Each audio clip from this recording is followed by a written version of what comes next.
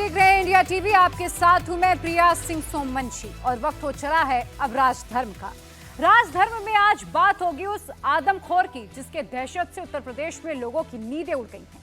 UP के पहले आदमखोर भेड़िया का आतंक मचा था, अब आदमखोर बाघ भी मैदान में आ चुका है।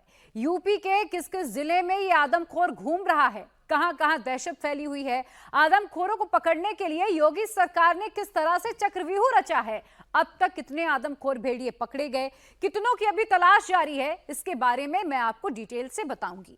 साथ ही आपको उत्तर प्रदेश में कैसे पहली बार लीक प्रूफ एग्जाम्स हुए हैं, योगी ने लीक प्रूफ एग्जाम्स के लिए कैसे तैयारी की थी, कैसे पूरा प्लान बनाया था, यूपी में पुलिस भर्ती परीक्षा में क्यों नहीं लीक हो पाया पेपर, कितने मुन्ना भाइयों को पुलिस ने अब तक पकड़ा है, यूपी पुलिस भर्ती परीक्षा से जुड़ी एक एक तस्वीर मैं आपको दिखाऊंगी। साथ ही बात होगी कोलकाता की।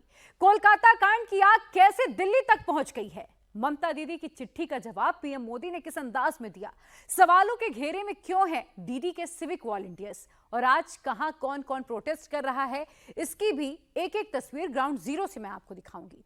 क्राइम सीन पर सबूत मिटाने की साजिश किसने की थी, इसके बारे में भी विस्तार से बताऊंगी। लेकिन सबसे पहले बात उस सिविक वॉलंटियर की होगी जिसका मेंबर आरोपी संजय रॉय भी था, और उसको बचाने के लिए किस तरह से कदम उठाए गए उसके बारे में भी चर्चा होगी।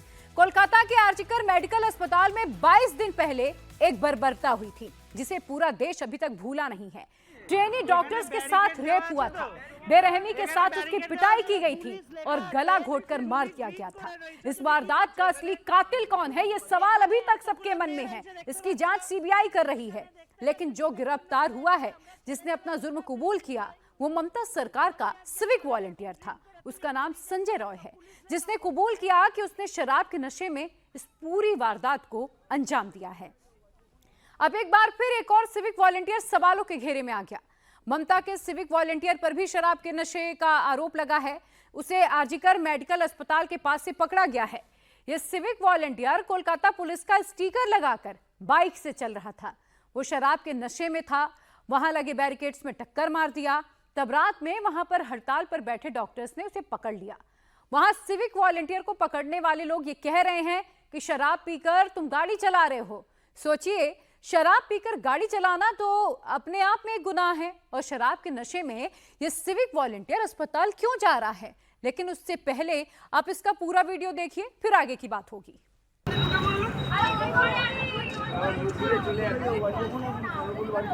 তো এখানে ব্যারিকেড দেওয়া আছে, তো এখানে ব্যারিকেড দেওয়া আছে, তো পুলিশ লেখা আছে। তুমি ড্রিঙ্ক করে রয়েছো, তুমি কি করছো এখানে? এখানে এতগুলো মেয়ে রয়েছে, দেখতে পাচ্ছ?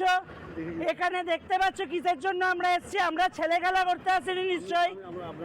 যদি আজকে কারোর এখন ড্রিঙ্ক করে তুমি গাড়ি যে চালাচ্ছ পুলিশ লেখা অবস্থায় এই জায়গায়, তখন কি হতো? কি কি ক্ষমা করব? এখানে তো ক্ষমা করে করে আজকে এই জায়গায় এসেছে।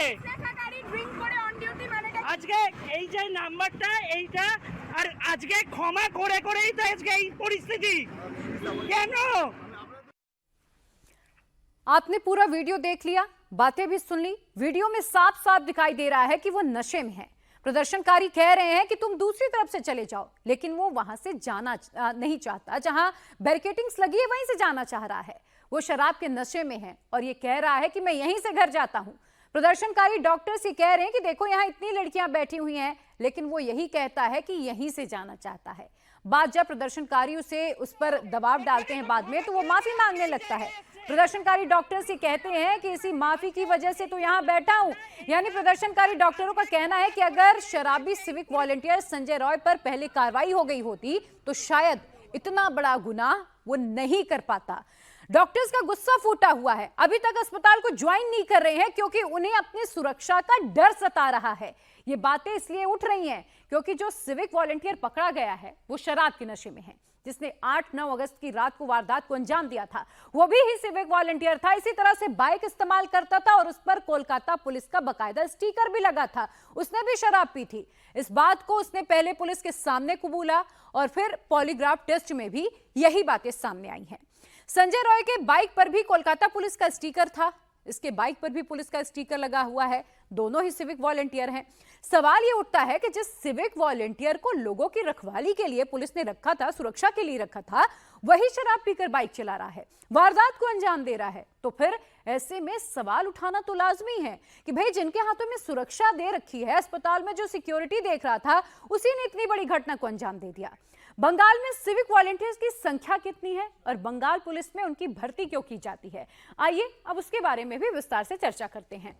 आपको मैं बता दूं कि कोलकाता में अकेले 7,200 से ज्यादा सिविक पुलिस वॉलंटियर्स हैं और अगर पूरे बंगाल की मैं बात करूं तो 1,24,000 से ज्यादा सिविक पुलिस वॉलंटियर्स तैनात किए गए हैं, जबकि पूरे बंगाल में करीब 80,000 ही पुलिस वाले हैं। यानी कि बंगाल पुलिस लोगों की सेफ्टी इन्हीं सिविक वॉलंटियर के जरिए कर रही है, जो खुद शराबी हैं, नशे में बाइक चलाते हैं। सोचिए, जो शराब के नशे में रह रहे हैं, कोई शराब पीकर डॉक्टर से रेप करता है और उसके बाद उसकी हत्या कर देता है, कोई शराब पीकर बाइक चलाता है, डॉक्टरों से बहस करता है।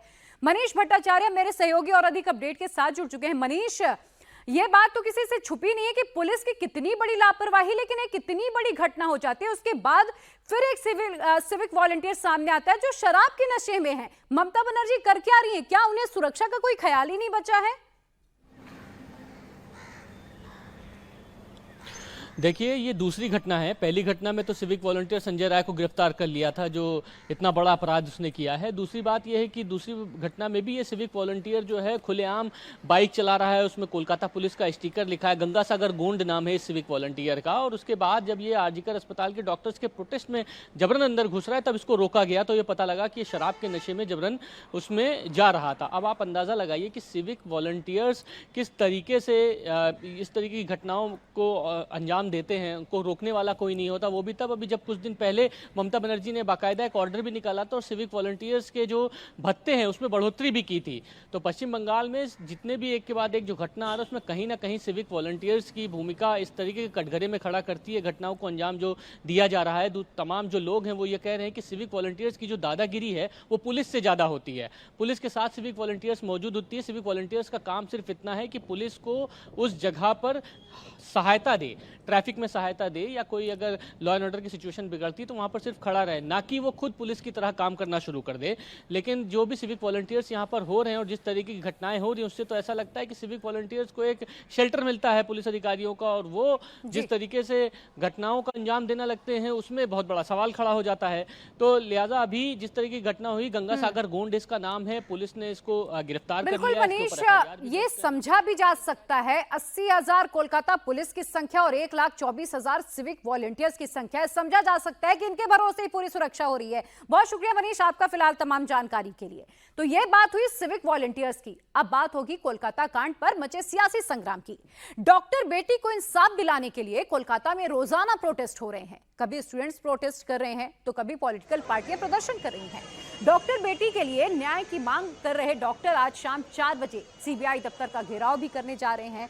तो वहीं सत्ताधारी पार्टी जिसकी सरकार है बंगाल में, टीएमसी और अपोजिशन पार्टी बीजेपी आमने सामने हैं। दोनों ही डॉक्टर बेटी के लिए इंसाफ की मांग कर रहे हैं। ममता बनर्जी की पार्टी आज से बीजेपी के खिलाफ सड़कों पर उतरने जा रही है। पार्टी के तमाम जो नेता हैं सभी ब्लॉक में धरना देंगे। वहीं दूसरी तरफ आज भी बीजेपी नेताओं का ममता सरकार के खिलाफ प्रदर्शन जारी है। बीजेपी के बड़े नेता आज धर्मतल्ला इलाके में धरना प्रदर्शन कर रहे हैं। मतलब यह है कि आज भी कोलकाता में बीजेपी बनाम टीएमसी दिखाई दे रहा है, उनके बीच टकराव दिखाई दे रहा है। शायद ऐसा पहली बार आप देख रहे होंगे कि पीड़िता के इंसाफ के लिए सत्ताधारी और अपोजिशन पार्टी दोनों ही प्रोटेस्ट कर रही हैं। जिसकी सरकार है, जिसके हाथों सुरक्षा है, वो भी सड़कों पर है। कोलकाता कांड पर ममता की चिट्ठी पर भी पीएम मोदी ने जवाब दिया है। ममता बनर्जी ने पहले एक चिट्ठी लिखी थी और दूसरी चिट्ठी कल लिखी है। प्रधानमंत्री नरेंद्र मोदी ने महिला सुरक्षा को लेकर बड़ी चिंता जताई। साथ ही प्रधानमंत्री मोदी ने जो जवाब दिया है वो आप जान लीजिए। उन्होंने कहा कि देश में महिलाओं की सुरक्षा के लिए कई कठोर कानून बने हैं। इसके लिए 2019 में सरकार ने फास्ट ट्रैक स्पेशल कोर्ट की स्थापना भी की थी। इसके तहत अहम गवाहों के लिए डिपोजिशन सेंटर्स का प्रावधान किया गया। साथ ही उन्होंने ये भी जानकारी दी कि इसमें भी डिस्ट्रिक्ट मॉनिटरिंग कमेटी की भूमिका अहम है, जिसमें डिस्ट्रिक्ट जज होते हैं, डीएम होते हैं इलाके के, एसपी शामिल होते हैं। इन कमेटी को और ज्यादा सक्रिय करने की जरूरत है। मैं देश और समाज के एक और ज्वलंत विषय को आपके समक्ष उठाना चाहता हूं। आज महिलाओं के खिलाफ अत्याचार, बच्चों की सुरक्षा समाज की एक गंभीर चिंता है। देश में महिलाओं की सुरक्षा के लिए कई कठोर कानून बने हैं। 2019 में सरकार ने फास्ट ट्रैक स्पेशल कोर्ट की स्थापना की योजना बनाई थी। इसके तहत अहम गवाहों के लिए डिपोजिशन सेंटर्स का प्रावधान है। इसमें भी डिस्ट्रिक्ट मॉनिटरिंग कमेटीज की भूमिका महत्वपूर्ण हो सकती है। इस कमेटी में डिस्ट्रिक्ट जज, डीएम और एसपी भी शामिल होते हैं। क्रिमिनल जस्टिस सिस्टम के विभिन्न पहलुओं के बीच समन्वय बनाने में उनकी भूमिका अहम होती है। हमें इन कमेटियों को और अधिक सक्रिय करने की जरूरत है। दरअसल प्रधानमंत्री नरेंद्र मोदी ने ये बातें देश के चीफ जस्टिस के सामने कही। प्रधानमंत्री ने चीफ जस्टिस के सामने देश के जजों से भी अपील की। प्रधानमंत्री ने जजों से कहा कि महिला अत्याचार से जुड़े मामलों में जितनी तेजी से फैसले आएंगे, आधी आबादी को सुरक्षा उतनी ही जल्दी मिलेगी, बड़ा भरोसा भी मिलेगा। दरअसल प्रधानमंत्री नरेंद्र मोदी आज दिल्ली के भारत मंडपम में जिला अदालतों के नेशनल कॉन्फ्रेंस का उद्घाटन कर रहे थे। मोदी ने महिलाओं की सुरक्षा, उन्हें न्याय दिलाने के लिए जरूरी प्रयासों पर बात की। इस मौके पर देश के चीफ जस्टिस डीवाई चंद्रचूड़ भी वहीं पर मौजूद थे। महिला अत्याचार से जुड़े मामलों में जितनी तेजी से फैसले आएंगे, आधी आबादी को सुरक्षा का उतना ही बड़ा भरोसा मिलेगा। साथियों, मुझे विश्वास है कि यहां जो विमर्श होगा उससे देश के लिए बहुमूल्य समाधान निकलेंगे। जस्टिस टू ऑल का रास्ता मजबूत होगा। आपको बता दें कि इससे पहले महिला सुरक्षा को लेकर ममता बनर्जी ने प्रधानमंत्री मोदी को एक चिट्ठी भी लिखी थी। ममता बनर्जी ने कई आरोप लगाए थे कि उनकी पहली चिट्ठी का जवाब नहीं दिया गया। पीएम मोदी ने यहां से अपना संदेश सीधा सीधा दीदी को भी दे दिया। साथ ही ममता की चिट्ठी पर केंद्र सरकार ने जवाब दिया है, वो भी मैं आपको आगे दिखाऊंगी। महिला और बाल विकास मंत्री अन्नपूर्णा देवी की तरफ से कहा गया कि रेप जैसे मामलों में दोषी को फांसी की सजा का प्रावधान पहले से ही है। भारतीय न्याय संहिता में रेप के लिए कम से कम 10 साल की जेल का प्रावधान है, जिसे उम्र कैद या मौत की सजा तक बढ़ाया जा सकता है। ऐसे में केंद्र सरकार का यह मानना है कि इन कानूनों का सही से पालन होना चाहिए, राज्यों को इसको इंप्लीमेंटेशन करना चाहिए ताकि पीड़िता को न्याय आसानी से मिल सके। लेकिन बंगाल में पोक्सो के पेंडिंग केसेस को लेकर ममता सरकार अभी तक कोई ठोस कदम नहीं उठा रही है। दरअसल ममता बनर्जी ने पीएम मोदी को दूसरी बार भी चिट्ठी लिखी, जिसका जवाब केंद्र सरकार की ओर से दिया गया। ममता ने अपनी चिट्ठी में रेप जैसे आपराधिक मामलों में कड़े केंद्रीय कानून बनाने की जरूरत बताई थी। साथ ही इस बात का भी जिक्र किया था कि बंगाल सरकार ने 10 एक्सक्लूसिव पॉक्सो अदालतों को मंजूरी दी है। साथ ही राज्य भर में 88 फास्ट ट्रैक विशेष अदालतों और 62 पॉक्सो नामित अदालतों का भी जिक्र किया, जिन्हें बंगाल सरकार फंड कर रही है, ये जानकारी दी गई। उधर बंगाल के गवर्नर दिल्ली के दौरे पर आए हैं। आज उन्होंने देश के कानून मंत्री अर्जुन मेघवाल से बात की है। जाहिर सी बात है, बात तो कोलकाता कांड पर ही हुई होगी। इससे पहले कल पश्चिम बंगाल के राज्यपाल सीवी आनंद बोस और गृह मंत्री की भी मुलाकात हुई। एक हफ्ते के अंदर उनकी यह दूसरी मुलाकात थी। राज्यपाल सीवी आनंद बोस ने गृह मंत्री अमित शाह के आवास पर करीब 1 घंटे तक बैठक की, मुलाकात की गृह मंत्री से। सोर्सेस ये बता रहे हैं कि इस दौरान राज्यपाल ने कोलकाता रेप मर्डर केस की पूरी स्थिति के बारे में अमित शाह को सूचना दी है। बंगाल में रेप को लेकर मृत्युदंड पर विशेष विधेयक और सीएम ममता बनर्जी के बयान पर राज्य की स्थिति रिपोर्ट भी गृह मंत्री को राज्यपाल की ओर से सौंपी गई। इसी बीच आरजीकर हॉस्पिटल में क्राइम सीन की 9 अगस्त की कुछ नई तस्वीरें सामने आई हैं। इन तस्वीरों में कई लोग क्राइम सीन के पास इकट्ठा हुए नजर आ रहे हैं। अब सवाल ये उठ रहे हैं कि इतने सारे लोगों को क्राइम सीन के पास आखिर कैसे जाने दिया गया। कोलकाता पुलिस से सवाल पूछे जा रहे हैं कि आखिर क्राइम सीन पर भीड़ जमा होने की परमिशन किसने दी, इसके पीछे का मकसद क्या है। बीजेपी ने इन तस्वीरों के हवाले से ये आरोप लगाया कि अब यह बिल्कुल साफ है कि ममता बनर्जी की सरकार ने इस पूरे मामले में शुरुआत में ही लापरवाही की, फिर कुछ लोगों को बचाने के लिए सबूतों से छेड़छाड़ कर दी। इस पर बंगाल पुलिस की ओर से सफाई आई है, वो सुनिए आप। We have been able to identify each and everybody who was there in this particular picture or who were present at this particular place. I hope you can see the cordon Right behind the cordon is the dead body. The one in blue check here is OC Homicide from Kolkata Police. We have the videographer from the Detective Department. We have learned Commissioner of Police here. Additional CP1 sir is here. OC Women Remand Cell is here. Lady officer from Tala PS is here. And forensic officials are also here. All are known to us and identified. There is also another picture and new set of people. We have the witness doctor, whom you can see has a stethoscope and is leaving soon after the inquest. We have FSL people, the fingerprint expert, the ACP of Detective Department, the videographer, senior officer additional CP1, and the forensic officials. So, as you can see, this picture or the video that you may have seen, it basically is of a time when the inquest process was over. As you can see that the lady doctor is leaving this particular place. So, at no point in time could anybody enter in this particular area who was not authorized, or nobody entered who was not associated with the investigation process. Bengal police की इस theory पर BJP ने सवाल उठाए हैं। BJP नेता अमित मालवीय ने tweet कर बताया कि जिसे पुलिस एफएसएल का स्टाफ बता रही है, दरअसल वो अविक डे है, जो एसएसकेएम कॉलेज का मेडिकल का छात्र है। अविक डे पश्चिम बंगाल मेडिकल काउंसिल का मेंबर भी है। आपको हम ये पहले भी जानकारी दे चुके हैं कि पूर्व प्रिंसिपल संदीप घोष ने सबसे पहले जिन 4 लोगों को बुलाया था, उसमें एक अविक डे भी शामिल था और बताया जा रहा है कि इनका जो संबंध है वो टीएमसी के साथ भी है। आज यूपी पुलिस भर्ती परीक्षा की भी अब बात कर लेते हैं। यूपी पुलिस भर्ती परीक्षा का आज 5वां दिन है, आखिरी दिन है। पहले शिफ्ट का एग्जाम पूरा हो चुका है और अब दूसरी पाली की परीक्षा शुरू हो गई है। 5 बजे तक यह भी निपट जाएगी और इसी के साथ योगी आदित्यनाथ अपनी सबसे बड़ी अग्नि परीक्षा पास कर लेंगे। यूपी पुलिस में 60,000 से ज्यादा वैकेंसी के लिए 48 लाख से ज्यादा लोगों ने 23 अगस्त से लेकर अब तक एग्जाम देना शुरू किया। कुल 10 में से 9 शिफ्ट का एग्जाम पूरा हो चुका है और इस दौरान कहीं से भी पेपर लीक की कोई खबर नहीं आई। नकल माफिया का कोई भी नामो निशान नहीं मिला। कुछ लोगों ने हरकत करने की कोशिश जरूर की, लेकिन यूपी पुलिस ने उन्हें धर दबोचा। नकल माफिया और पेपर लीक गैंग को कुछ भी करने का किसी तरह का चांस नहीं मिला। योगी आदित्यनाथ ने फुल प्रूफ तैयारी कर ली थी।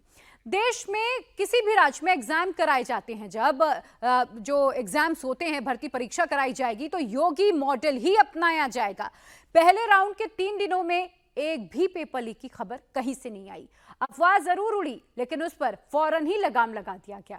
दूसरी पारी में भी पेपर लीक की कोई घटना नहीं घटी और आज भी वही हो रहा है। यूपी में देश का सबसे बड़ा इम्तिहान पेपर लीक प्रूफ चल रहा है और इसी को योगी आदित्यनाथ की अग्नि परीक्षा भी माना जा रहा था। हालांकि कुछ लोगों ने टेलीग्राम में अफवाह जरूर उड़ाई थी, तो जिस दिन एग्जाम शुरू होना था उससे एक दिन पहले ही 11 चैनल्स पर यूपी पुलिस ने कार्रवाई की थी। सोशल मीडिया पर भी कड़ी नजर रखी जा रही थी और इसके अलावा आपको बता दें, बाकायदा पुलिस ने कंट्रोल रूम बनाए थे, सीसीटीवी कैमरे लगे थे और पुलिस के आला अधिकारी जब एग्जामिनेशन चल रहा होता है उसकी पूरी मॉनिटरिंग करते हैं कि कहीं से भी किसी तरह से पेपर लीक की घटना सामने ना आ पाए। और इसी का यह नतीजा है कि इस बार उत्तर प्रदेश में जो एग्जाम्स हुए हैं वो लीक प्रूफ हुए हैं। 60,000 से ज्यादा वैकेंसी, 48 लाख से ज्यादा उम्मीदवार, 67 जिले, 11 से ज्यादा एग्जामिनेशन सेंटर, लेकिन पेपर लीक की एक भी घटना नहीं। योगी ने इतनी बड़ी परीक्षा बिना किसी गड़बड़ के कैसे कराई? आज लोग क्यों योगी के एग्जाम मॉडल की तारीफ कर रहे हैं, ये समझने के लिए आपको उन अभ्यर्थियों की बात सुननी चाहिए जो आज पहली पाली का एग्जाम देकर बाहर निकले। उन्होंने योगी के एग्जाम मॉडल को लेकर क्या कुछ कहा है, वो सुनिए आप।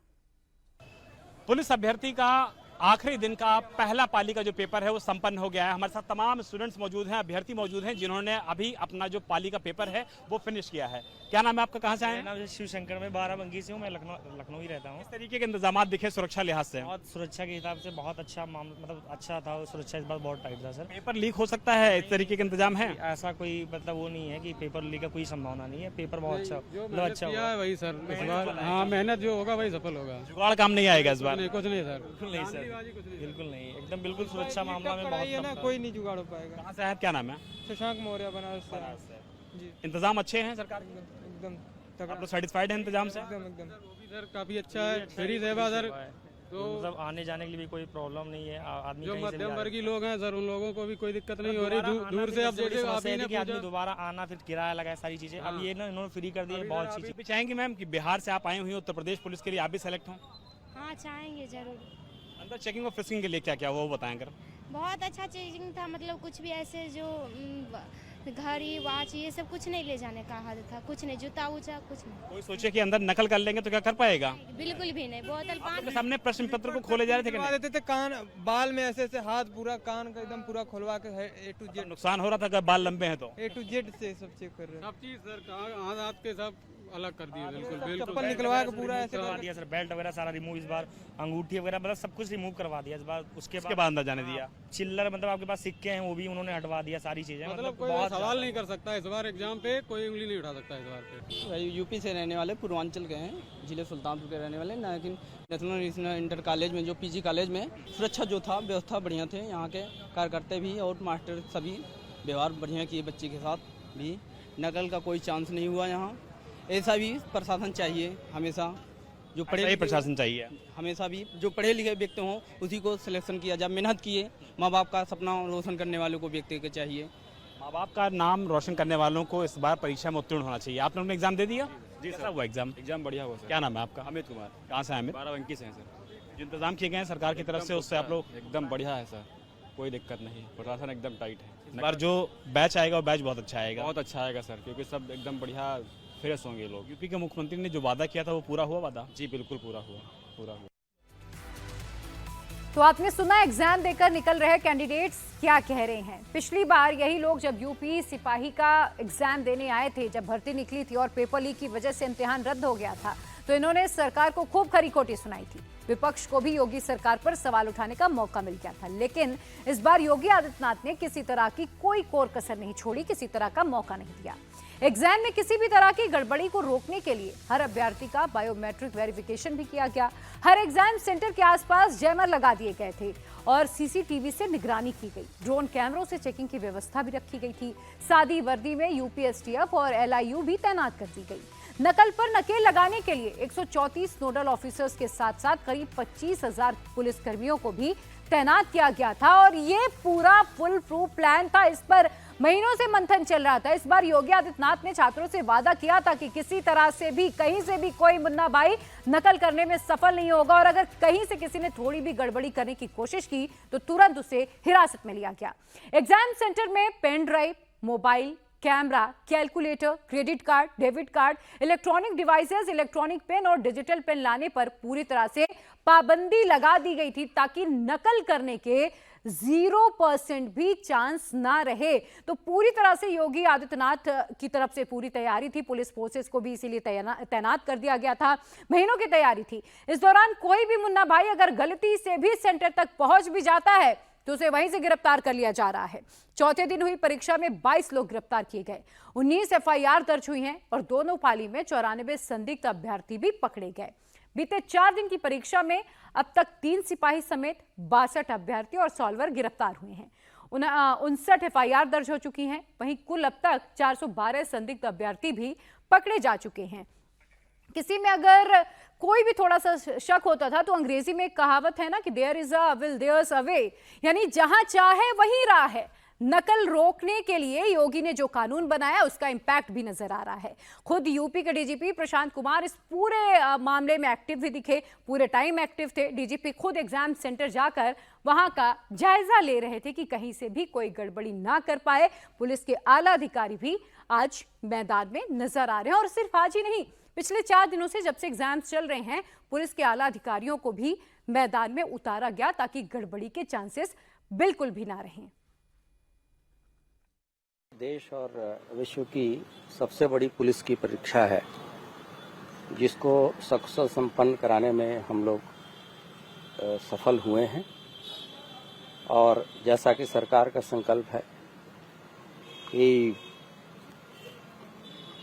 कोई भी भर्ती सुचितापूर्ण तरीके से हो। अभी की भर्ती 60,000 से कुछ ऊपर की है और आने वाले 1 वर्ष में हम कुल 1 लाख लोग विभाग में लेंगे जिससे कि लगभग 60,000 ये और आगे 40,000 और भी भर्ती जब होगी, तो अगर ट्रेनिंग हम पूरा कर लें तो अगले 1.5 से 2 वर्ष के भीतर 1 लाख से अधिक मेधावी कांस्टेबलरी हमारे पास अवेलेबल होगी। तो यूपी ने विपक्ष के साथ साथ पूरे देश को यह बता दिया कि बिना किसी गड़बड़ी के भी नकल विहीन परीक्षा करवाई जा सकती है। उसकी तैयारी कैसी होनी चाहिए, योगी मॉडल सबने देखा। योगी सरकार देश की सबसे बड़ी भर्ती परीक्षा अब से 1.5 घंटे में पूरी हो जाएगी। यूपी पुलिस भर्ती परीक्षा में कुल 60,244 पद पोस्ट हैं। इसमें 24,102 सामान्य वर्ग, 16,224 ओबीसी, 12,650 दलित, ईडब्ल्यूएस से 6,024 और एसटी वर्ग से 1,204 पद भरे जाएंगे। यानी कि अब योगी सरकार पर रोजगार नहीं देने वाली जो एक नैरेटिव था विपक्ष का, वो भी नहीं चल पाएगा। क्या नाम है आपका? जसविंद। कहाँ से आए आप? एटा। ये बताइए, इस बार की जो सुरक्षा है, पिछले कई सालों से आपको क्या लग रहा है उस सुरक्षा के बारे में, क्या कहेंगी? कितने लेयर्स में चेकिंग हो रही है? चेकिंग तो हो रही है इसमें। तो क्या सुरक्षा बेहतर हुई है? यस। या फिर परीक्षा लीक होने का वो जो डर है मन? नहीं, इसमें तो नहीं। कहाँ से आए हैं आप? क्या नाम है आपका? एटा से हूँ मैं, लालू यादव। अच्छा, ये बताइए कि क्या क्या सुरक्षा देखते हुए क्या लग रहा है इस बार किसी तरह पेपर लीक या इस तरह की जो है सवाल उठे हैं? ज्यादातर इम्प्रूवमेंट है इस बार पहले की अपेक्षा है, और इस बार शायद होगा। थोड़ा बहुत तो चलता रहता है, वो थोड़ा बहुत तो उससे क्या फर्क पड़ता है किसी को, 10-15 हज़ार तो वैसे भी जाती हैं वो, तो ये वैसे ठीक है। इस बार छात्र काफी कम आए हैं, क्या कहें? जी बिल्कुल। क्या लग रही है आपको वजह ये हो सकती है कि तब पहले डिस्ट्रिक्ट था, होम डिस्ट्रिक्ट सेंटर था। अब काफी लोग ऐसे हैं जैसे महिलाएं वगैरह बच्चों को खिलाती हैं, तो वो नहीं आ पा रही हैं, या फिर मेहनत नहीं करते वो लोग नहीं। अब जो पढ़ रहा है वही आ रहा है। क्या नाम है आपका? ऋतिक दीक्षित। अंदर सुरक्षा को अगर देखा जाए इंतजाम कैसे हैं, और क्या आप लोग को लग रहा है कि बढ़िया? आपके इस बार तो बढ़िया है एग्जाम। इस बार ऐसा डर सता रहा है कि पेपर लीक का कहीं मामला ना? नहीं, इस बार कोई वो नहीं है। अंदर किस तरह से क्या क्या चेकिंग की जा रही है? अंदर सबसे पहले तुम्हारा एडमिट कार्ड चेक होता है, फिर बायोटेक, तुम्हारे आंख फांकों का जो फिंगरप्रिंट लेते हैं अंगूठे का, वो मतलब सही है आपकी व्यवस्था, कोई वो नहीं है, दिक्कत नहीं। बात करेंगे आदमखोर भेड़िए की। बहराइच के दोनों आदमखोर भेड़िए कहां छिपे हुए हैं, उनकी लोकेशन ट्रेस हुई कि नहीं, क्या अभी भी वो रडार से गायब हैं? जो भेड़िए लगातार बच्चों को उठाकर लेकर जा रहे थे, वो अचानक आखिर कहां गुम हो गए? जिन भेड़ियों को साथ ही लगातार पकड़े गए, वो 2 भेड़िए जो अभी तक गिरफ्त में नहीं आए, जो आदमखोर हैं, वो कहां छिपे हुए हैं? भेड़ियों के स्वभाव की स्टडी ये बताती है कि झुंड टूटता तो है, और ये जब ये झुंड टूट जाता है तो जो भेड़िए हैं और भी आक्रामक हो जाते हैं। 6 के झुंड में से सिर्फ 2 बचे हैं, और सबसे चिंता करने वाली बात यह है कि इन्हें इंसानी खून का स्वाद लग चुका है। अब इन आदमखोरों से बचने की किस प्लान पर काम चल रहा है, कैसे प्लान बनाया जा रहा है, आपको हम दिखाते हैं। न लंगड़ा बचेगा,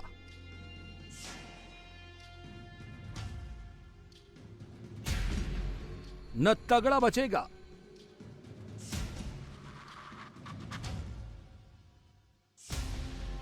घिर गया आदमखोर।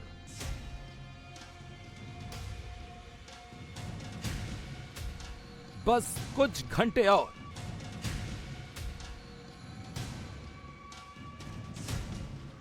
टापू पर आदमखोर पकड़ा जाएगा श्योर।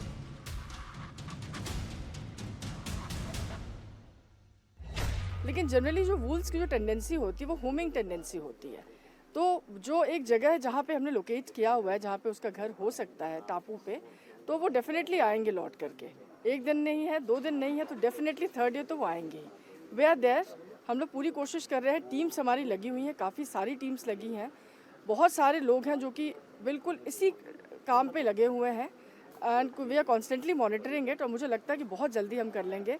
4 वुल्स तो हम पकड़ चुके हैं, अब ये 2 बाकी रह गए। अब इन 2 को भी पकड़ना बहुत बड़ा चैलेंज है, लेकिन उस पर हम लगे हैं और बहुत जल्दी कर लेंगे। आदमखोर ट्रैक हो गया है, आदमखोर ट्रेस हो रहा है, इनकी लोकेशन कंफर्म है, आदमखोर का टापू मिल गया है। चारों तरफ से नाकाबंदी हो गई है, जाल का जाल फैला दिया गया है।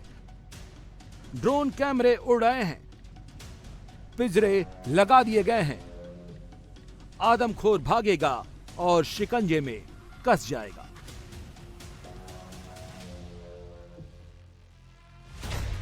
पचहत्तर स्क्वायर किलोमीटर के एरिया में आदमखोर के मूवमेंट की संभावना बताई जा रही है। एक दिन में दोनों आदमखोर 25 स्क्वायर किलोमीटर तक भाग रहे हैं। वन विभाग को इस बात के पुख्ता सबूत मिले हैं कि लौटकर दोनों आदमखोर अपने टापू के 5 किलोमीटर स्क्वायर एरिया में आ रहे हैं।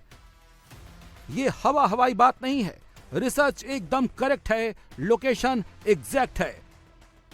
लंगड़ा भी पकड़ा जाएगा, तगड़ा भी भाग नहीं पाएगा। लौटकर आदमखोर अपने टापू पर ही आएगा। साथी कल पकड़ा आप लोगों ने, तो जो बाकी 2 बच्चे हैं उनको कुछ ये पता चला होगा कि हमारा एक साथी पकड़ गया? नहीं हो सकता, देखिए हर एक एनिमल के अपने अपने इंस्टिंक्ट्स होते हैं। हो सकता है कि उनको पता भी चल गया हो, बट जैसे एक और टेंडेंसी मैंने आपको बताई, होमिंग टेंडेंसी, जो ये जैसे कहा जाता है ना कि सुबह का भूला वापस शाम को घर ज़रूर लौटता है। तो वी विल वेट, वो जाएंगे तो आखिर कहाँ जाएंगे। वो जितने भी हमारे ऑपरेशंस हुए, जितने भी रेस्क्यू हमने किए हैं, वो सेम ही इलाका है, वो बड़ा सा इलाका है, बट वो सब आपस में जुड़े हुए वो इलाके हैं। तो definitely they will come back. हम लोग लगे हैं, थर्मल ड्रोन्स के साथ लगे हैं, लगातार ड्रोन्स उड़ाए जा रहे हैं और लगातार उनको पिन पॉइंट करने की और उनको लोकेट करने की कोशिश हो रही है। आदमखोर का इस बार बचना नामुमकिन क्यों है? क्योंकि इस बार तैयारी जबरदस्त है। एक तरफ से घाघरा नदी का पानी है, इसलिए आदमखोर गांव की तरफ ही आएगा। छिपने की जगह बस गन्ने के खेत हैं, जिनके चारों तरफ जाल और पिंजरे लगे हैं। आदमखोर जैसे निकलेगा पकड़ा जाएगा। देखिए, अभी सुबह से हम लोग 3 साढ़े 3 बजे से यहाँ पे उनकी लोकेशन है, क्योंकि नॉक्टर्नल एनिमल्स हैं, लगे हुए उनकी लोकेशन ट्रेस करने में। और जिस साइट पे कल रेस्क्यू हुआ था, वहाँ से उस पूरे 4 किलोमीटर के एरिया में हमने सर्च कर लिया हुआ है। कुछ और प्रभावित क्षेत्र है जिस पे हमें लग रहा है कि वहाँ पे उसकी मूवमेंट प्रॉबेबल है। उन सभी क्षेत्रों पे भी अभी हम चेक कर रहे हैं, और जैसे ही सर्च उनका मिलता है, फिर उसके बाद आगे की रणनीति बना के उस हिसाब से उनका चेंज हुआ है क्या, जो 2 थे? देखिए, जो उनका पहले एरिया था, उस एरिया पे जैसे ही जब भी कोई भी जानवर डिस्टर्ब होता है, जाहिर सी बात है उस एरिया पे इमीडिएटली वो जानवर वापस रिटर्न नहीं करता है। थोड़ा वाटर लॉगिंग की भी समस्या वहाँ पे होनी शुरू हो गई हुई है। तो अभी उसको चेक कर रहे हैं हम, लगातार उसको प्रयासरत हैं। और गर्मी में कई बार ड्रोन भी आप देख रहे हैं, गन्ने में हीट सिग्नेचर थोड़ा दब जाता है। आज थोड़ी धूप भी ज़्यादा है, तो हम लगे हुए प्रयासरत हैं। उस पूरे एरिया में सिर्फ वहाँ पे ही नहीं, उसके 5 किलोमीटर के रेडियस में पूरा हम स्कैन कर रहे हैं। बहराइच में घाघरा का ये कछार है और यहीं से एक भेड़िए को फॉरेस्ट डिपार्टमेंट ने पकड़ा है। अब इस पूरे इलाके पर फॉरेस्ट डिपार्टमेंट की नज़र है।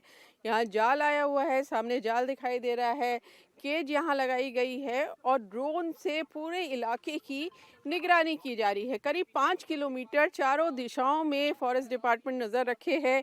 करीब 75 स्क्वायर किलोमीटर का एरिया है, जिस पर भेड़ियों को 2 जो भेड़िए बचे हुए हैं उनको ढूंढा जा रहा है। अब बहुत मुश्किल काम है, क्योंकि बड़ा इलाका है और गन्ना इस समय क्योंकि काफ़ी ऊंचा हो गया है, तो उसमें भेड़िया ढूंढना काफ़ी मुश्किल है। मौसम भी साथ नहीं दे रहा, कभी बारिश हो रही है, कभी तेज़ धूप हो जा रही है, जिससे ड्रोन से कैमरे से निगरानी करने में दिक्कत हो रही है। लेकिन दिन रात यहाँ फॉरेस्ट डिपार्टमेंट की टीम है और जो 2 भेड़िए अभी बचे हुए हैं, जो ड्रोन कैमरे में परसों 3 भेड़िए का झुंड कैद हुआ था, उसमें से 1 पकड़ गया है, 2 अभी बचे हैं, उनकी तलाश जारी है। आप लगातार इस ऑपरेशन से जुड़े हैं, तो अब किस तरह से ऑपरेशन किया जा रहा है? जी मैम, ये हम लगातार इस ऑपरेशन से जुड़े हुए हैं। तो यहाँ पे कई जैसे मुश्किलें आ रही हैं, देख रहे हैं। सबसे टेम्परेचर बढ़ रहा है, ह्यूमिडिटी बढ़ रही है और गन्ने का इतना बड़ा एरिया है, उसकी वजह से लोकेट करने में दिक्कत, और कई बार ड्रोन में ओवर हीटिंग की वजह से लोकेट नहीं हो पाता है। यहाँ पे जैसे स्टाफ को जा रहे हैं, तो कई इस तरीके की छोटी छोटी जो ये घाघरा नदी का है ये एरिया, पूरा पानी जल भराव पार करके जाना पड़ता है। कई बार जो है फिर जानवर को उधर से अगर केज लगा है, वहाँ से केज यहाँ लाने में बहुत सारी दिक्कतें होती हैं। यकीनन मुश्किल की घड़ी है, चुनौतियां भी बड़ी हैं। सबसे बड़ी चुनौती इस वक्त मौसम है और दूसरी सबसे बड़ी चुनौती सियार है। पूरे इलाके में सियारों की तादाद बहुत ज्यादा है। ड्रोन कैमरे में सियार और भेड़िया का अंतर कर पाना एक बड़ी चुनौती है। कैमरे में ये आदमखोर सियारों की आड़ लेकर बच निकल रहे हैं। जो आपके थर्मो सेंसिंग कैमरे हैं या ड्रोन हैं, क्या मौसम के चलते उनके ऑपरेशंस में कोई दिक्कत आ रही है? जी, दो किस्म के इसमें मौसम हो जा रहे हैं। जैसे कल थोड़ा बारिश वाला या हवा चलती है, बारिश होती है तो उसमें भी ड्रोन उड़ नहीं पाता है, और गर्मी में तो हीट सिग्नेचर्स थोड़ा सा वो हो जाता है। लेकिन हीट सिग्नेचर्स का प्रॉब्लम ये क्योंकि यहाँ जैकाल बहुत ज़्यादा हैं, जहाँ पे एक वुल्फ अगर हम देख रहे हैं तो उसके अगेंस्ट हमें 50 जैकल को भी उसमें चेक करना पड़ रहा है। तो उनको पहचान लेते हैं आसानी से या उसकी वजह से उलझ जाता है ऑपरेशन? हाँ, थोड़ा उलझ जाता है क्योंकि हीट सिग्नेचर्स ऑलमोस्ट सिमिलर है, और ऊपर से ड्रोन से भी उसकी मतलब चेक करते हैं वापस, तो ऑलमोस्ट सिमिलर सा दिखता है एक्सेप्ट फॉर उसकी जो वाइट प्लूम होती है अंडर बेली वगैरह। लेकिन जब तक के लिए उसको चेक कर रहे हैं वहाँ पे जाके एक बार विजुअली खुद से भी एक बंदा भेज के उसको चेक करना पड़ता है कोई स्टाफ, तो तब तक के लिए वो डिस्टर्ब होता है, वो थोड़ा टाइम और उसमें एफर्ट्स लगते हैं ज़्यादा। Forest team wait and watch पर काम कर रही है। इन आदमखोरों को जहां जहां इंसानी खून का स्वाद लगा है, माना जा रहा है कि वहां वो लौटकर जरूर आएंगे। लेकिन झुंड के आदमखोर साथियों के पकड़े जाने के बाद ये भेड़िए अलर्ट हो गए हैं। लेकिन वन विभाग की टीम इनके पकड़े जाने को लेकर एकदम श्योर है। हाँ, रिएक्शन तो होता है, रिएक्शन करते हैं क्योंकि पकड़े जाने के बाद थोड़ा छिटफुट कहीं किसी खरोच मारना इस टाइप की घटनाएं सुनने में आई हैं। हाँ जी। अच्छा, मतलब गुस्सा हो जाते हैं उससे? हाँ, क्योंकि पकड़े जाने के बाद खरोच की घटनाएं कि जो अक्सर चाइल्ड लिफ्टिंग जो शिकार करने की नीयत से होती है, वो ना होकर के पकड़े जाने के जस्ट रात में ये घायल करने की घटनाएं ज्यादा आती हैं। तो अभी जैसे जो कल पकड़ा गया उसके बाद ये जो 2 बचे भेड़िए हैं, ये क्या कुछ आपके ड्रोन या कैमरे में, थर्मल कैमरे में कैद हुए? कल कैद हुए थे, आज कल तीनों कैद हुए थे। एक पकड़ लिया, पकड़ने के बाद फिर दोनों नहीं अभी कैद हुए। आदमखोर अब तक 9 लोगों को निवाला बना चुके हैं। 4 आदमखोर पकड़ भी लिए गए हैं, लेकिन लंगड़ा और तगड़ा अभी बचा हुआ है। लोग कह रहे हैं लंगड़ा आदमखोर ही सबसे चालाक और शातिर है, इंसानी मांस का शौकीन है। कुछ दिनों से दोनों को इंसानी मांस नहीं मिला है, इसीलिए खतरा और भी बढ़ गया है। लेकिन सच क्या है?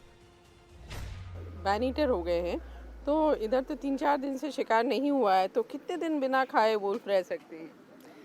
नहीं, देखिए ऐसा है ना कि ऐसा तो नहीं है कि वो कुछ खा नहीं रहे होंगे। हो सकता है कुछ छोटे जानवर खा रहे होंगे, मे बी खरगोश, मे बी बकरी, मे बी समथिंग एल्स, क्योंकि इतनी देर तक तो हो नहीं सकते। और देखिए ह्यूमन जो प्रे होता है जो इन एनिमल्स के लिए, वो बहुत आसान होता है, बिकॉज ह्यूमन को रेजिस्ट नहीं करेगा। बाकी तो एनिमल्स रेजिस्ट कर सकते हैं, बट ह्यूमंस का रेजिस्टेंस नहीं होता है। और इतने छोटे बच्चे, वो जा करके धीरे से उठा करके वो ले जा रहे बच्चे, तो बोल भी नहीं पाएंगे, ना तो आवाज़ कर पाएंगे। तो मेरे हिसाब से ऐसा नहीं है कि वो भूखे जा रहे हैं, they must be eating something. चाहे वो छोटे एनिमल्स खा रहे हों, चाहे वो कुछ और खा रहे हो, but they definitely eating something. सुना आपने, आदमखोरों का पेट भरा हुआ है, इसीलिए अभी वो खामोश हैं। एक साथी पकड़ा गया है, इसीलिए वो छिपे हुए हैं। जैसे पेट खाली होगा, आदमखोर फिर गांव की तरफ आएंगे, इसीलिए वन विभाग गांव-गांव में नुक्कड़ पर लोगों को अलर्ट कर रहा है।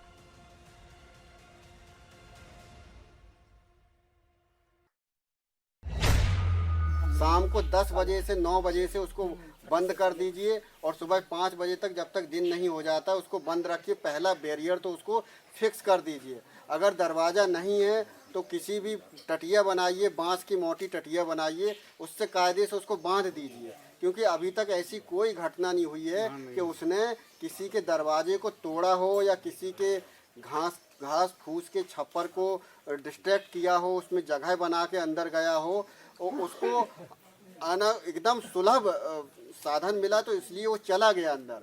वो जल्दी जाएगा नहीं अगर आप थोड़ा भी उसको अवरोध दोगे। 1 अवरोध, 2 अवरोध, कोई भी अवरोध दोगे, उसे रोकने का प्रयास करोगे तो आपके घर में कतई नहीं जाएगा। और ख़ासकर आपको बच्चों को, जो भी महिलाएं हैं, पुरुष हैं, अपने बच्चों को घर के अंदर एकदम से पैक रखिएगा। घर के बाहर थोड़ा सा कष्ट है कुछ दिनों का, कुछ ही दिनों का कष्ट है। उसके लिए हम आप लोगों से विनती करते हैं कि आप लोग अपने बच्चों को बिल्कुल मकान के अंदर, घर के अंदर ही रखिएगा, और जिनके पास छतें हैं तो वो प्लीज छतों के ऊपर ही सोइएगा बच्चों के साथ। आदमखोर का खतरा कितना बड़ा है इसी से समझ लीजिए कि बहराइच के आदमखोरों के खौफ से ग्रस्त गांव के लोग, गांव के प्रधान, वन विभाग, पुलिस प्रशासन के साथ मिलकर पहरा दे रहे हैं।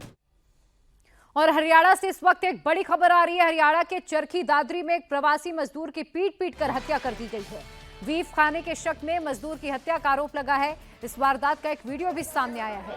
वीडियो में साफ तौर पर देखा जा सकता है कि कैसे आरोपी प्रवासी मजदूर को सरेआम पीट रहे हैं। 2 घंटे तक मजदूर की पिटाई की गई। अब मजदूर की हत्या मामले में पुलिस ने 5 आरोपियों को गिरफ्तार कर लिया है। और आप ये तस्वीरें देखिए कैसे एक मजदूर को वहां के कुछ लड़के, चरखी दादरी की पूरी घटना बताई जा रही है, मारते हुए नजर आ रहे हैं। बताया जा रहा है कि मजदूर पर आरोप लगा है कि उसने बीफ खाया था। करीब 2 घंटे तक भीड़ ने मजदूर की पिटाई की और इसके चलते मजदूर की जान चली गई। हालांकि इस पूरे मामले में पुलिस ने अब तक 5 आरोपियों को गिरफ्तार किया है।